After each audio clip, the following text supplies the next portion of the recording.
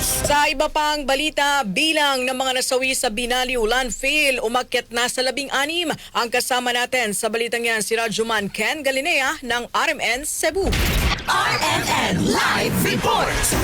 Tatlong mga bangkay ng mga lalaki ang nahukay kaninang umaga mula sa Ground Zero sa landslide na naganap sa Binaliw landfill sa lungsod ng Cebu. Dahil dito ayon sa chairman ng Cebu City Disaster Risk Reduction and Management Council, umakyat na sa 16 ang namatay, 18 ang injured at nasa ospital sa ngayon habang 20 naman ang patuloy na missing. Ayon pa kay Tumulak, isa sa mga injured na mga pasyente sa ngayon ay critical ang kalagayan dahil ito ay nagkasakit pa ng pneumonia at patuloy na minomonitor ang kaniyang kondisyon. Sa tatlong mga nahukay kaninang umaga, isa dito ang kaagad na na-identify ng kanilang mga kaanak na patuloy na nag-aabang ng update mula sa Ground Zero para sa patuloy na paghahanap ng mga na-missing. Samantala, ang dalawang mga bangkay naman ay inaantay pa ang kanilang mga pamilya upang sila ay kilalanin. Magkakaroon ngayong araw ng meeting sa pagitan ng Command Center at ng Management ng Prime Waste Solution Incorporated upang ikumpara ang data mula sa City Disaster at pangalan at bilang ng kanilang mga empleyado na naka-duty noong maganap ang trahedya upang matiyak ang accuracy ng kanilang mga data.